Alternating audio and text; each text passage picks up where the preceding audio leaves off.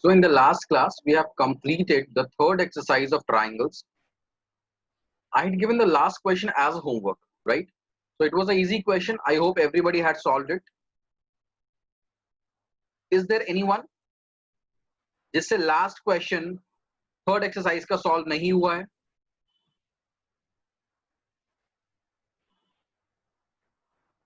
I'm talking about this question. Sorry.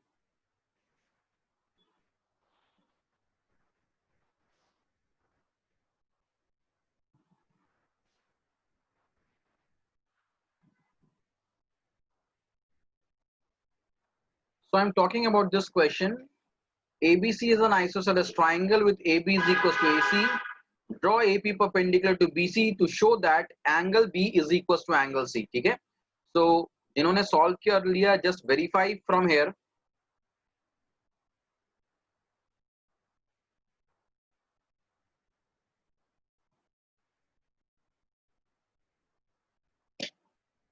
So ABC is a isosceles triangle with AB is equals to AC, and we have to draw AP perpendicular to BC. AP perpendicular to BC, show that angle B is equals to angle C. Angle B is equals to angle C. Very easy question. Hypotenuse, right angle, and one side common. So by RHS congruency, we can easily solve it. ठीक है? हम इन दोनों triangle को congruent prove कर देंगे तो angle B is equal to angle C हमारा prove हो जाएगा, राइट? तो आई डोंट थिंक किसी को डाउट होगा यहाँ पे. Is it clear to everyone? Confirm in the chat. Is it clear to everyone?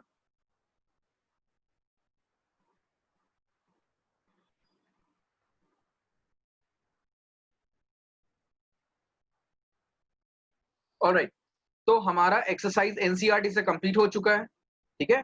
So today we will solve few questions which are not in the NCERT just for more practice of triangles, right?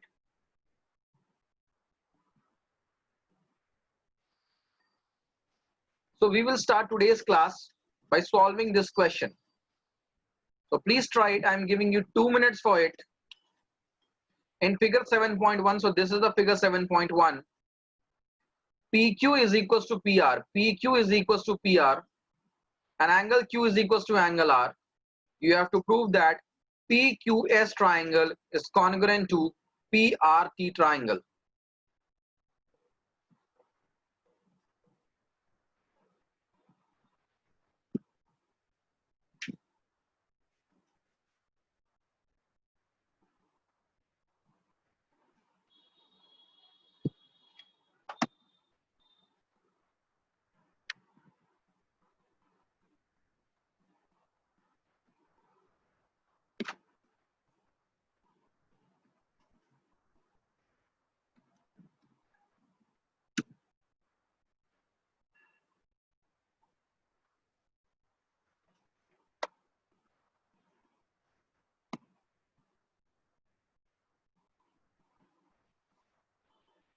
So try this question. Question number 1.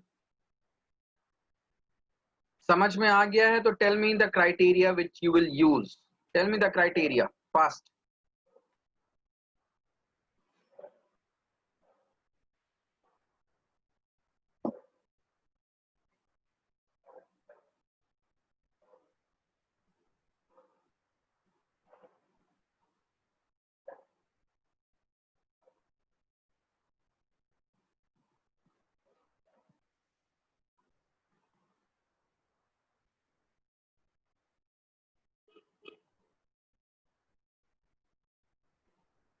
Yajat is saying RHS. भाई हमारे पास right angle है ही नहीं. How will you use RHS here?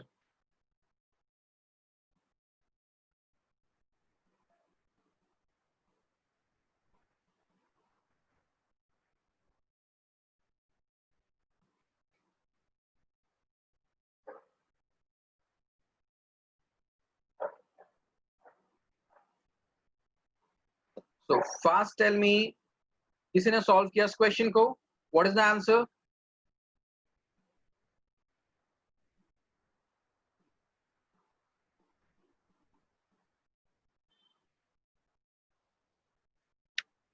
So how we are going to solve it? दोनों triangle को हम separately बना लेते हैं, P Q S.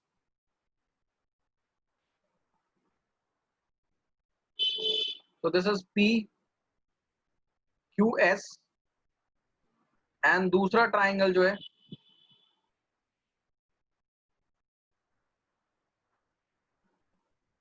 This is P T ना P R T. Now in दोनों ट्राइंगल को हमें कॉन्ग्रुएंट प्रूफ करना है। इस क्वेश्चन में क्या क्या दिया हुआ है ये देखो, पी क्यू पी आर के इक्वल है, एंगल क्यू एंगल आर के इक्वल है, और क्या है, और भाई एंगल पी दोनों में कॉमन है, दोनों में कंप्लीट पी आ रहा है वो कॉमन है, इसके अलावा कुछ भी और दिया हुआ नहीं है। तो the criteria is angle then side then angle, A S A का क्राइटेरिया लगेगा दोनों ट्राइंगल को कॉन्ग्रुएंट प्रूफ करने के लिए, right. So in triangle P Q S and triangle P R T, P Q is equal to P R, given है angle Q is equal to angle are,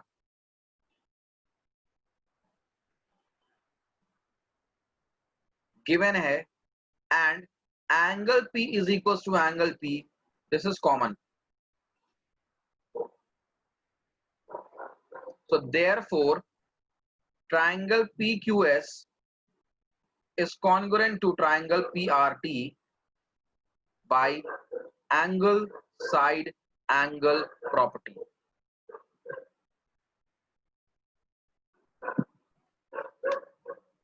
भाई चिराग QS is equals to RT कैसे हो सकता है? अभी question में जब दिया हुआ नहीं तो कैसे हो जाएगा? क्वेश्चन में देना चाहिए, कुछ ना कुछ प्रॉपर्टी देगा तभी तो हम QS को RT के इक्वल ले सकते हैं। कुछ दिया ही हुआ नहीं है तो हम कैसे मान लें?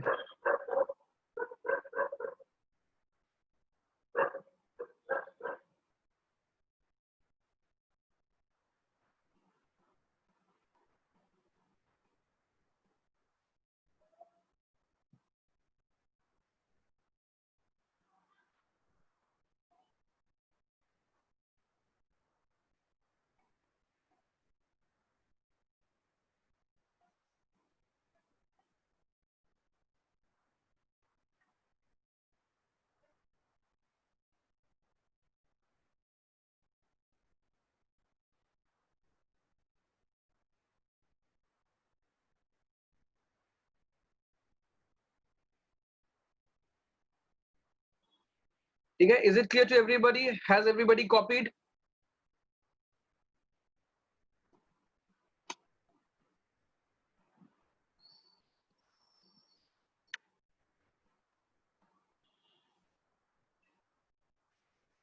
Next question for you, question number 2. Try it out. I want answer from everybody. Giving you 3 minutes for this question.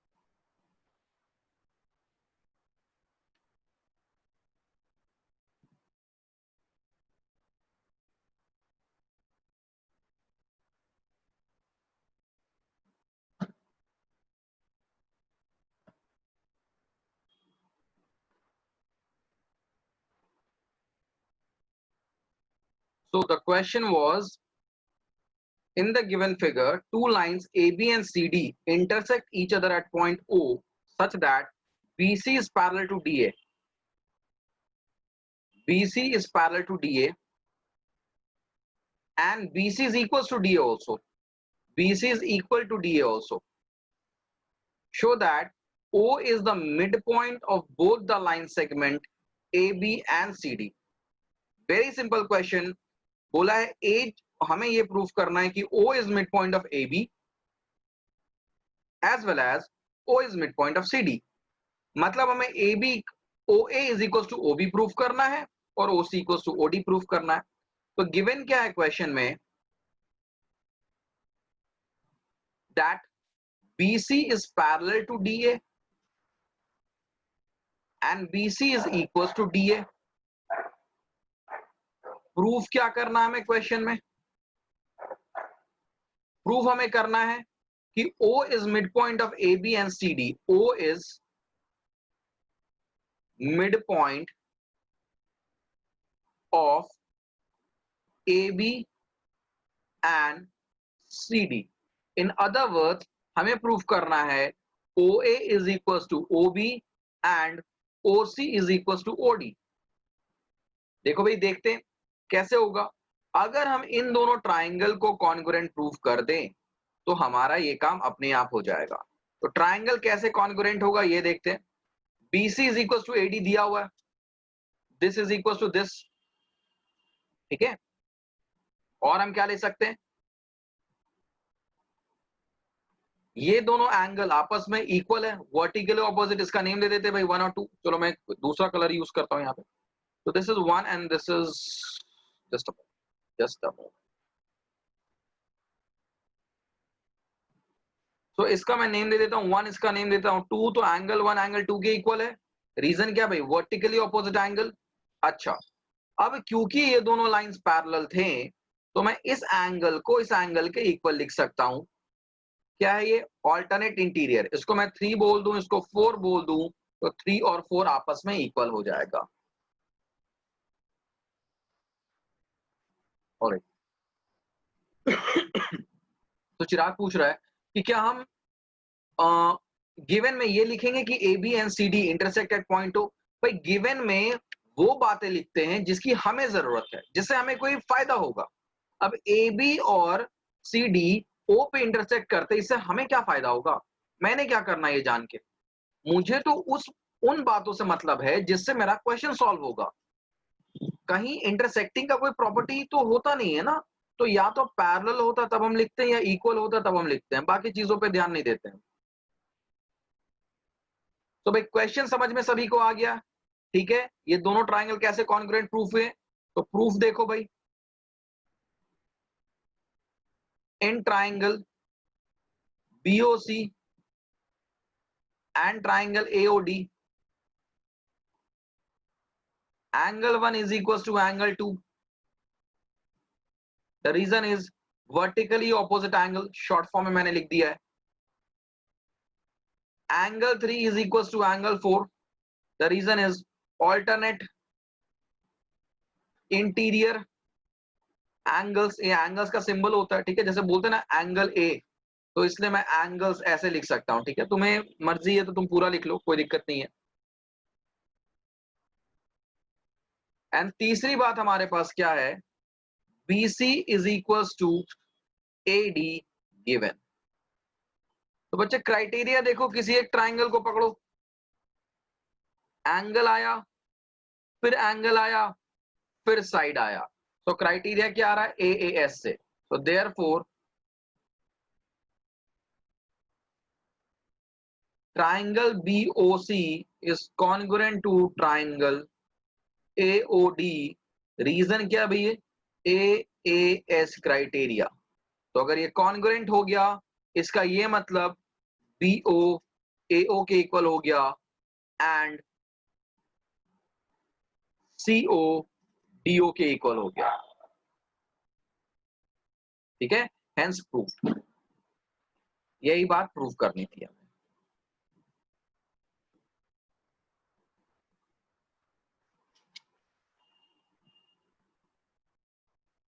अगर डाउट है तो चैट में डाउट लिख देना, और अगर समझ में आ गया है तो कॉपी करने के बाद चैट में डन लिख देना।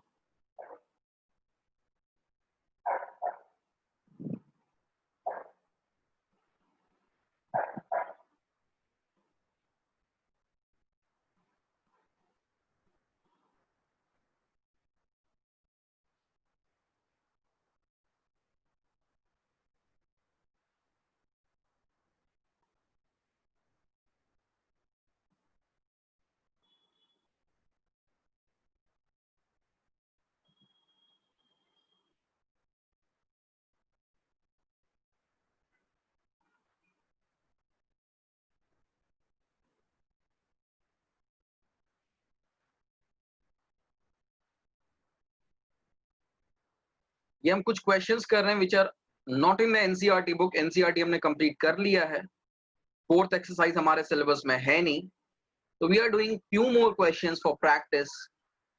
ये जो क्वेश्चंस मैं करा रहा हूँ इसका रिकॉर्डेड लेक्चर तो अपलोड होगा ही होगा, बट क्योंकि ये क्वेश्चंस एनसीईआरटी में नहीं है तो मैं इसका पीडीएफ ही भेज दूंगा, जिससे तुम्हारे पास क्वेश्चन का एक रिकॉर्ड रहे कि हमने क्या एक्स्ट्रा क्वेश्चंस किया है।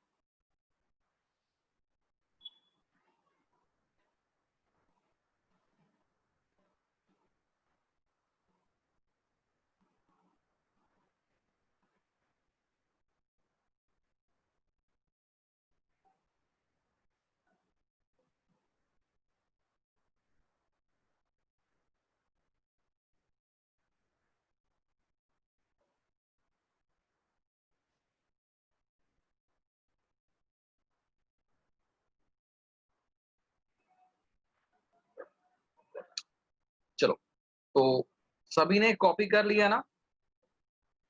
कॉपी हो गया ये question? All right.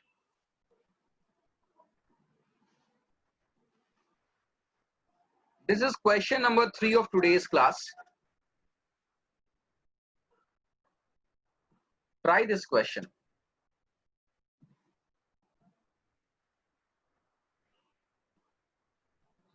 The figure may look complicated, but I can guarantee the question is very easy.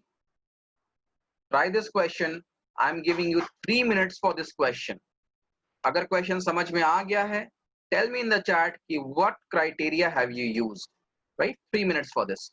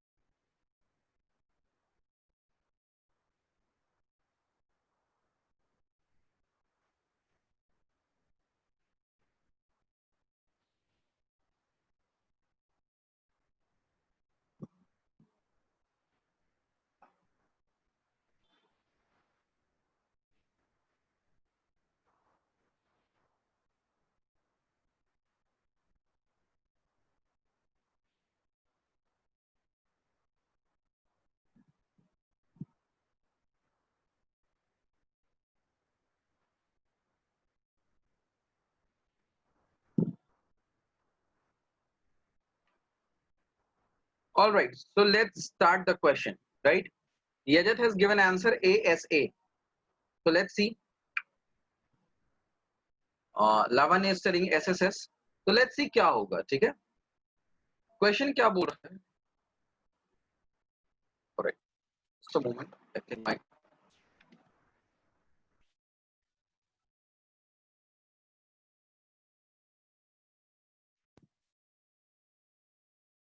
all right fine। तो क्वेश्चन में क्या कह रहा है कि CDE is an equilateral triangle on side CD of a square ABCD। तो CDE एक equilateral triangle है, तो this is equal to this is equal to this. अगर CDE एक इक्विलेटरल ट्राइंगल है तो इसका मतलब CD, DE और CE ये तीनों साइड्स आपस में क्या होंगे? इक्वल होंगे। इसके आगे देखते हैं, ABCD is a square. Question में ये भी दिया हुआ है कि ABCD क्या है? एक स्क्वायर है। तो इसका मतलब AB, AD, CD और BD, या मैं बोलूं AB, BC, CD और AD, ये चारों भी आपस में क्या होंगे? इक्वल होंगे। So this is equal to this is equal to this is equal to this, ठीक है। क्वेश्चन में दो इंफॉर्मेशन दिया हुआ था। पहला क्या था कि CDE एक इक्विलेटरल ट्राइंगल है, तो हमें पता है एक इक्विलेटरल ट्राइंगल के सभी साइड्स इक्वल होते हैं। दूसरा क्वेश्चन में एक और बात दिया हुआ है कि ABCD एक स्क्वायर है, तो स्क्वायर के भी सभी साइड्स आपस में इक्वल होते हैं। क्वेश्चन में यही दो इंफॉर्मेशन दिया हुआ है। अब कहा जा रहा है कि प्रूव करो ADE और BCE ट्राइंगल। ADE ट्राइंगल ये है, BCE ट्राइंगल ये है, ये दोनों आपस में कॉन्ग्रुएंट होगा। अब हमें पता है कॉन्ग्रुएंसी के लिए we need three things.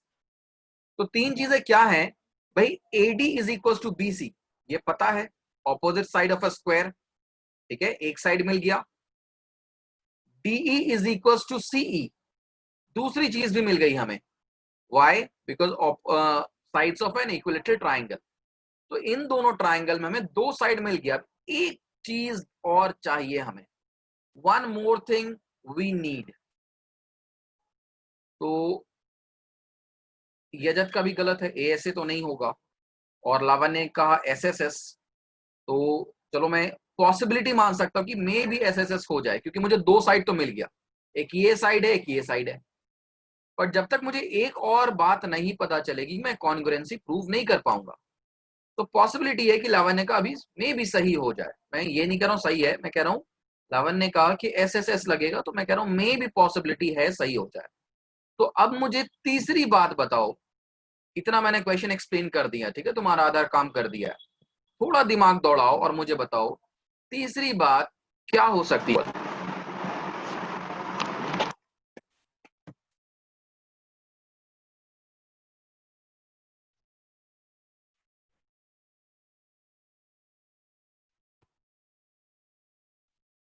Today my webcam is giving some issues, I hope तुम्हें दिक्कत ज्यादा नहीं हो रही होगी भाई।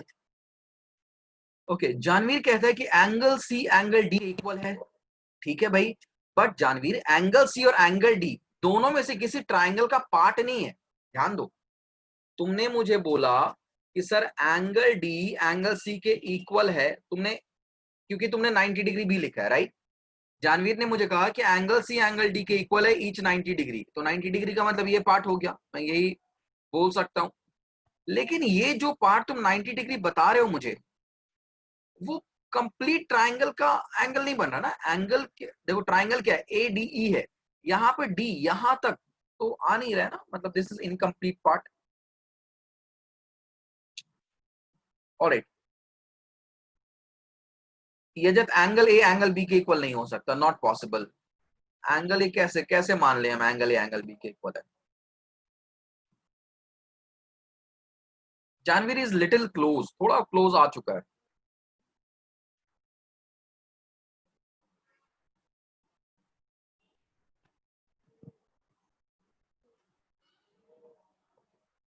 So Chirag is telling ADE is equals to BCE. Can anybody tell me ADE BCE के इक्वल कैसे हो गया चिराग? How is ADE equals to BCE? How can you say that?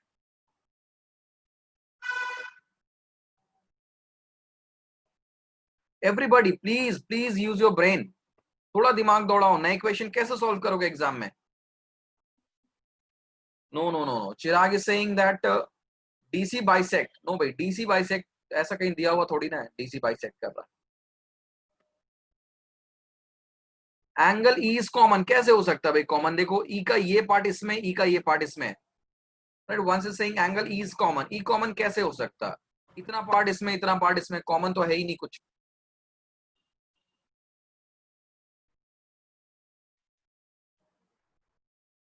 तो शैल आई एज्यूम सभी ने गिव अप कर लिया, किसी के दिमाग में और कुछ भी नहीं चल रहा है? Okay, Yajat is telling A E is equals to B. भाई कहां से पता चल गया तुम्हें? How can you say that?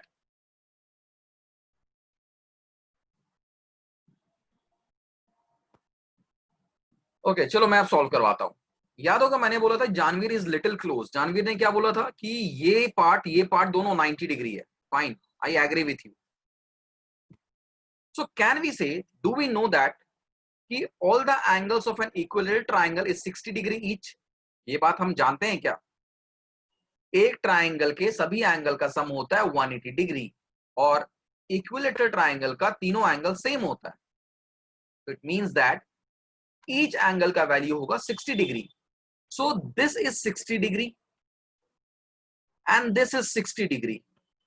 सो अगर मैं बोलूं complete angle D, complete angle D का क्या मतलब है? मैं ए डी ई एंगल की बात कर रहा हूं. तो what is it? 90 plus 60 is 150. उसी तरह से मैं एंगल बी सी ई की बात करूंगा तो इट इज 90 प्लस 60 इज 150. तो these two angles are equal. So S A S congruency लग सकता है. तो सम बड़ी टोल्ड मी कि A D E B C ई के इक्वल होगा, बट कैसे होगा ये नहीं पता था. तो this is the correct reason.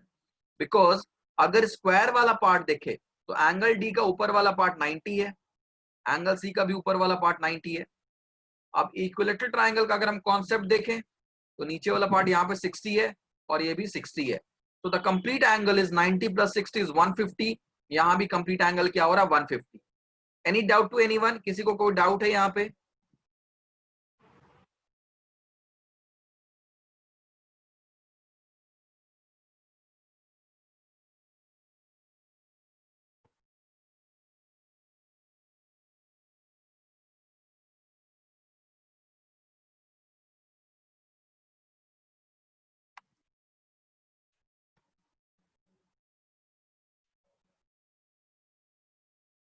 मैं टू प्रूफ नहीं लिख रहा हूँ बिकॉज टू प्रूफ तो क्वेश्चन में दिया ही हुआ है, but while solving you have to write in your paper, right?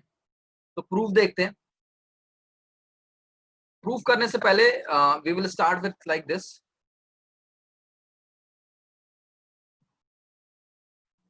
Angle ADC is equals to angle BCD, each 90 degree, and angle CDE is equals to angle DCE, each 60 degree. So adding them, adding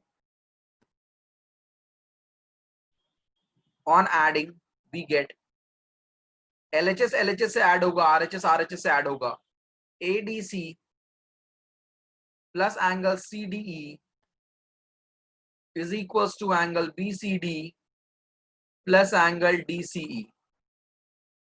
So this becomes angle ADE is equals to angle BCE. इसे मैं equation 1 मान लेता हूं. अब मैं लेता हूं in triangle ADE and triangle BCE. AD is equals to BC. Reason क्या? ABCD is a square.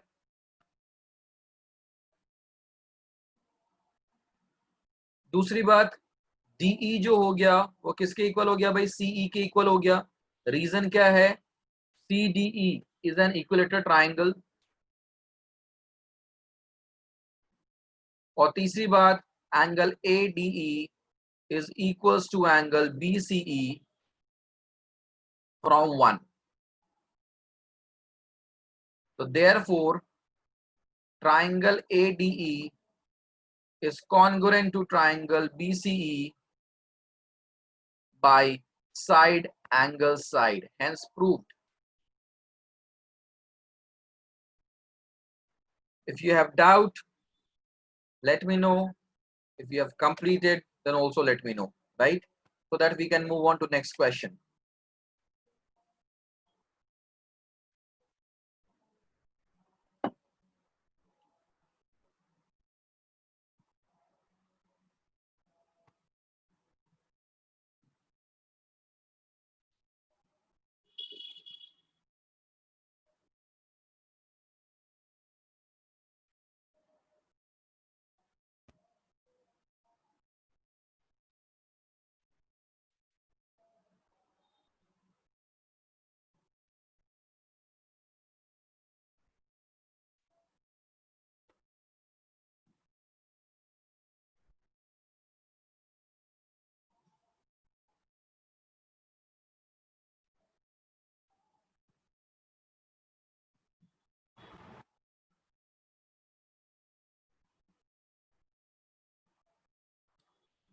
So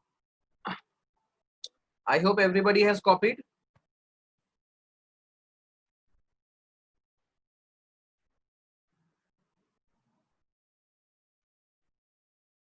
All right. Another good question for you. Question number 4.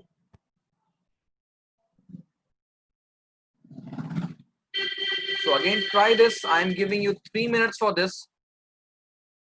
Also, we have 3 minutes remaining for this session. So solve it, try it. Copy में हमेशा diagram बना के try करना, ठीक है? अगर कोई बच्चा फोन या लैपटॉप की स्क्रीन पे ही अपना दिमाग दौड़ा रहा है तो please don't do it. Make the diagram in your copy, right given to proof. I bet तुम्हारा दिमाग थोड़ा ज्यादा तेज चलना शुरू हो जाएगा, right? So read the question, try to solve it. I am giving you 3 minutes for it, right?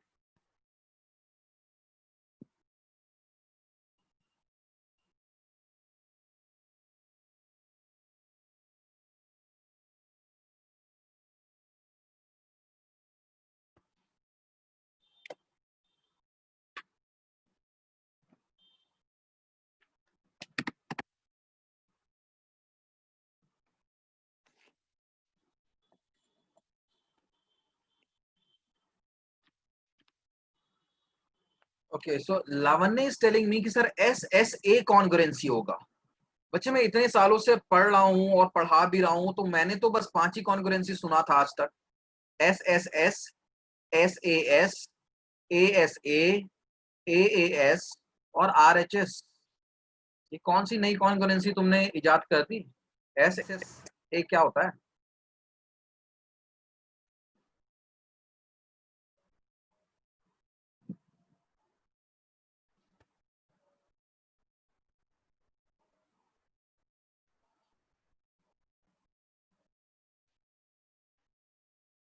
Alright, Yajat is telling RHS. तो बच्चे मेक श्योर कि जब तुम कोई कॉन्ग्रुएंसी की क्राइटेरिया मुझे बता रहे हो तो यू मस्ट नो कि तुम्हारे पास वो 3 चीजें क्या होंगी. तो you also have to write what are the 3 things जो कि तुमने ढूंढा है यहाँ पे. कि राइट एंगल देख के तो कोई गेस मार सकता RHS है. तो let me know what are the 3 things that you have used to prove the criteria.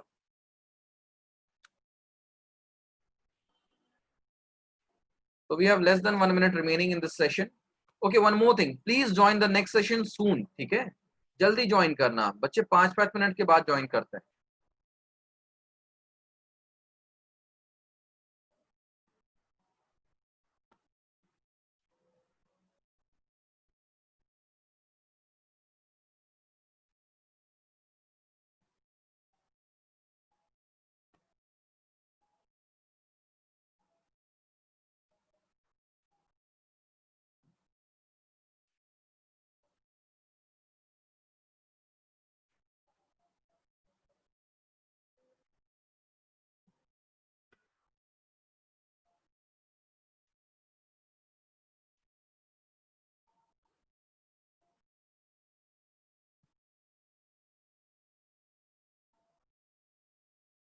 So let's solve this question now. हम देख रहे हैं कि भाई एंगल ए एंगल डी के इक्वल है 90 डिग्री. तो राइट एंगल तो है यहाँ पे, चलो. और क्या दिया हुआ? बी ए जो है वो डी के इक्वल है. दो बातें तो मिल गई, तीसरी बात नहीं मिली। तीसरा में क्या बोल रहा है, बी एफ यहां से यहां तक is equal to CE, but B F जो है वो एबीसी ट्राइंगल का पार्ट नहीं है। उसी तरह से सीई जो है वो ट्राइंगल डीईएफ का पार्ट नहीं है। बट एक बात देखो, हमें क्या दिया हुआ है, मैं यहाँ पे टू प्रूफ गिवन नहीं लिख रहा हूं, ठीक है, क्योंकि वो चीज क्वेश्चन में डायरेक्टली दिख रहा है। हमें दिया हुआ है B F is equal to CE. अब दोनों साइड हम सी एफ को ऐड कर सकते हैं, इट इज अ कॉमन, ठीक है। दोनों साइड हम क्या कर सकते हैं, सी एफ को ऐड कर सकते हैं, adding C F to both side.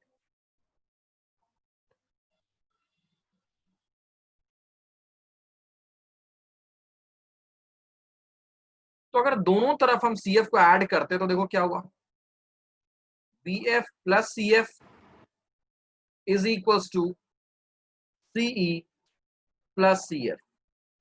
तो B F plus C F is equal to B C, CE plus C F is equal to F E, या ई एफ हम बोल सकते हैं, ठीक है। इसे मैं इक्वेशन 1 मान लेता हूं।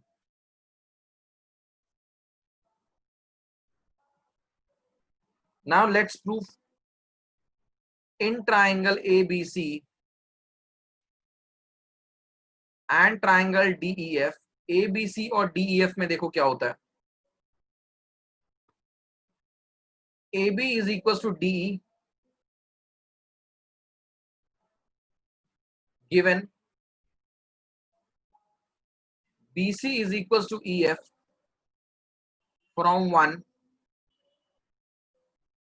और तीसरा क्या है, angle A is equal to angle D each 90 degree. तो क्राइटेरिया क्या लगा, राइट एंगल है, फिर एक साइड है, और फिर हाइपोटेनस है। तो therefore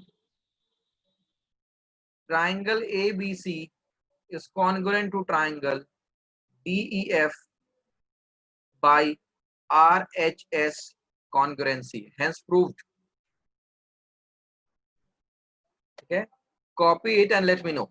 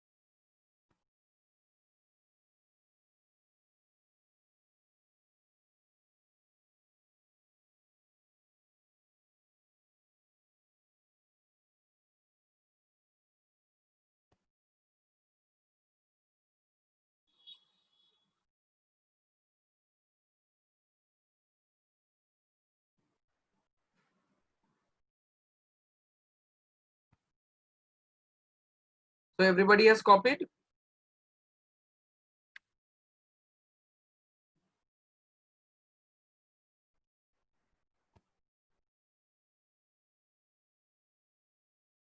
Question number 5 for today's class. Question number 5. It is a good question. You have to construct something in this question. ठीक है, इस क्वेश्चन में थोड़ा सा कंस्ट्रक्ट करना पड़ेगा, तो एक क्वेश्चन में साथ साथ ही करवा देता हूं। क्वेश्चन ये कह रहा है ABC is a right triangle, एक राइट ट्राइंगल है एबीसी। तो सपोज एक राइट ट्राइंगल है भाई एबीसी,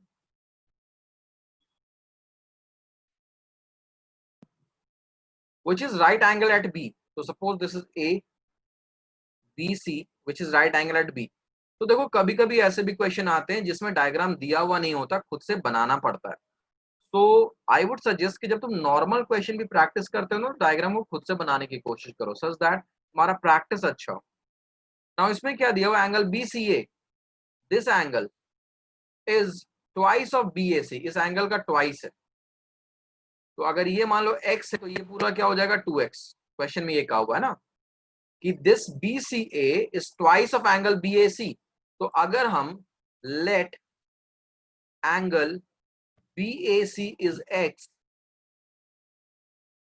देन एंगल BCA क्या होगा 2x। क्वेश्चन में यही दिया हुआ था। कि this BCA is twice of angle BAC. Now show that hypotenuse AC is twice of BC. ये जो AC है वो BC का twice है. ये कैसे होगा? इसके लिए हम क्या करते हैं, हम एक कंस्ट्रक्शन करते हैं. हम यहां पर CB को आगे प्रोड्यूस करते हैं. प्रोड्यूस करने का मतलब है स्ट्रेट लाइन में आगे जाएंगे. तो suppose point D such that BC is equals to BD. तो मैं कंस्ट्रक्शन क्या कर रहा हूं, वैसे कंस्ट्रक्शन हम पहले लिखते हैं और बाद में हम प्रूफ स्टार्ट करते हैं, ये बात ध्यान रखना. ऑर्डर होता है, पहले हम लिखते हैं गिवन, फिर हम लिखते हैं टू प्रूफ,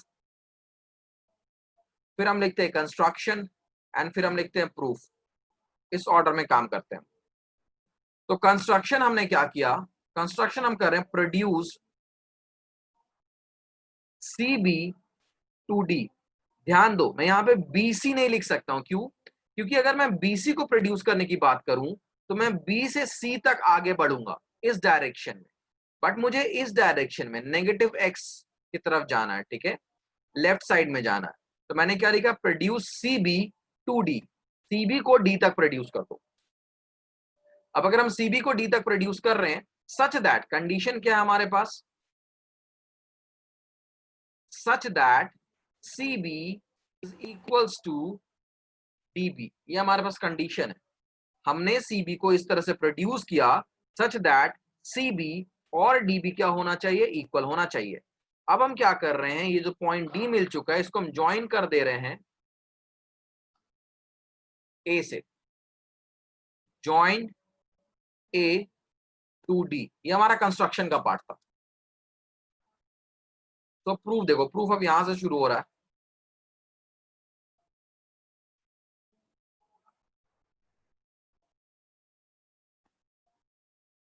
अब लुक हियर, अगर हम ट्राइंगल ABC और ABD को कॉन्ग्रुएंट प्रूफ कर दें, अगर हम ABC और ABD को कॉन्ग्रुएंट प्रूफ कर दें, कैसे कर सकते हैं ये देखो. अगर मैं इसको एंगल 1 बोलूं और इसको एंगल 2 बोलूं तो AB तो परपेंडिकुलर है क्योंकि हमने इस लाइन को आगे प्रोड्यूस किया, तो ये भी हो गया 90 डिग्री. CB जो है वो DB के इक्वल है बाय कंस्ट्रक्शन और AB कॉमन है. तो अगर हम करें in triangle ABD and triangle ABC, angle 2 is equals to angle 1 because AB is perpendicular to CD. Next क्या होगा, DB is equals to CB by construction and AB is equals to AB common. तो हम क्या बोल सकते हैं, therefore triangle ABD is congruent to triangle ABC. क्या rule लगेगा, देखो भाई, साइड है फिर एंगल है फिर साइड है, SAS से. अब इसके बाद मैं ऊपर लिख रहा हूं,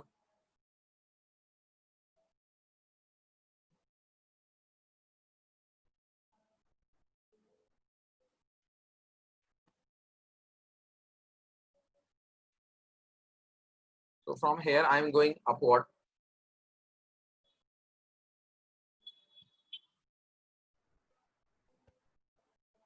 अब अगर दोनों हमारे पास कॉन्ग्रुएंट हो गया, दोनों हमारे पास कॉन्ग्रुएंट हो चुका है, तो क्या ये एंगल भी 2x हो जाएगा?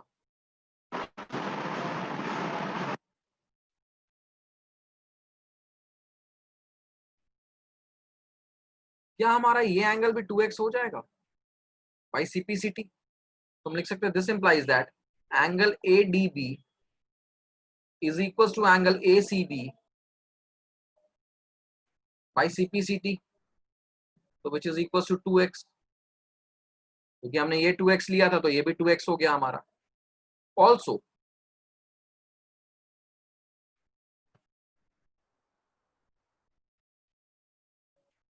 हमें क्या प्रूफ करना था, AC is equal to, okay. So also अगर ये x है तो ये भी x हो जाएगा. Angle BAD is equal to angle BAC, ये भी CPCT से, तो it is equal to x। यहां तक बच्चे बात समझ में आ गई सभी को?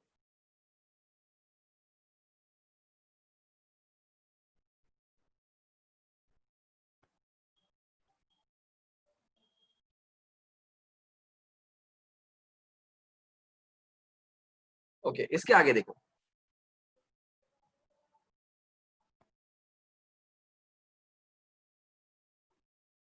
इसके आगे समझो। अब फिगर से देख के तुम्हें क्या समझ में आता है? क्या मैं फिगर से देख के ये लिख सकता हूं, नाउ एंगल DAC जो है it is equal to x plus x which is also 2x। तो ये कंप्लीट एंगल भी क्या है, 2x है। तो इन ट्राइंगल ADC ट्राइंगल में एंगल A, अगर मैं एंगल A बोल रहा हूं तो कंप्लीट एंगल A की बात कर रहा हूं, is equal to angle C is equal to angle D, each 2x। सभी क्या है, 2x आ गए, तो इसका मतलब सभी क्या है, आपस में इक्वल है।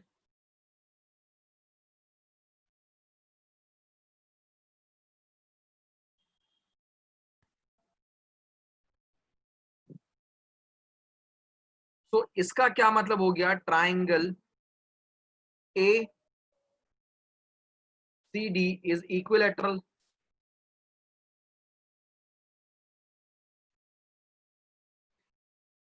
अगर मान लो किसी भी ट्राइंगल के सभी एंगल इक्वल है, इसका क्या मतलब है, ट्राइंगल क्या है, इक्विलेटरल है। और इक्विलेटरल ट्राइंगल के सभी साइड्स क्या होते हैं, इक्वल होते हैं। ठीक है, तो दिस इंप्लाइज दैट, क्या मैं लिख सकता हूं, AC is equal to DC, sides of an equilateral triangle. तीनों साइड आपस में इक्वल होंगे, लेकिन मुझे काम AC और DC से, तो मैंने क्या लिख दिया, AC is equal to DC, sides of equilateral triangle. अब देखो भाई यहां पे, क्या मैं DC को ट्वाइस ऑफ BC लिख सकता हूं? क्यों? क्योंकि CB is equal to DB था, since CB is equal to DB था बाय कंस्ट्रक्शन। तो अगर CB is equal to DB है, इसका क्या मतलब है कि B is mid point. B क्या है, मिड पॉइंट है। तो हम लिख सकते हैं कि जो BC है it is half of CD। ठीक है, BC को हम क्या लिख सकते हैं, हाफ ऑफ CD लिख सकते हैं।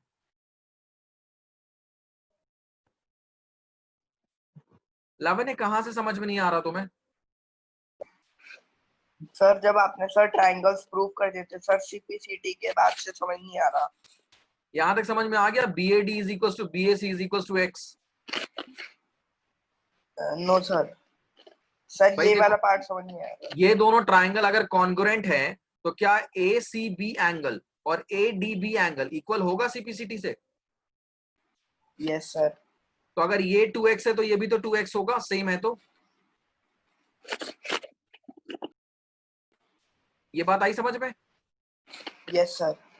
अब देखो, angle BAC is equal to angle BAD होगा CPCT से। Yes sir. तो ये अगर x है तो ये भी x हो। यहां तक बात आई समझ में? Yes sir. अब ये पूरा एंगल क्या हो गया, x इधर, तो पूरा क्या हो गया, 2x हो गया।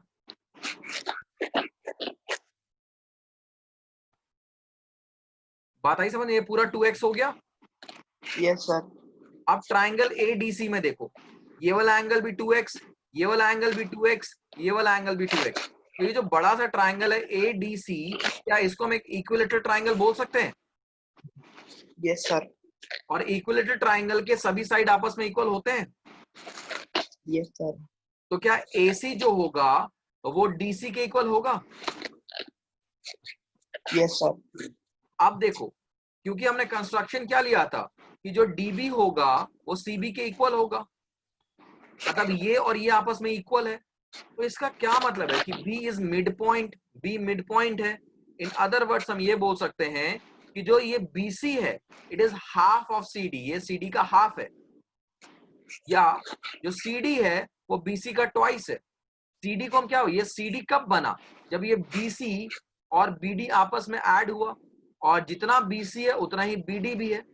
तो हम ये बोल सकते हैं कि CD जो है ये ट्वाइस ऑफ BC है, BC को डबल कर दो तो CD आ जाएगा। बात आई समझ में? Yes sir. और किसी को डाउट?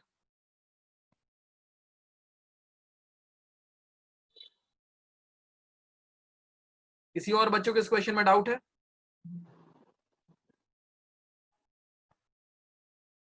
और तो कॉपी करो, this was the last question. अगर कॉपी कर लिया you can leave the session.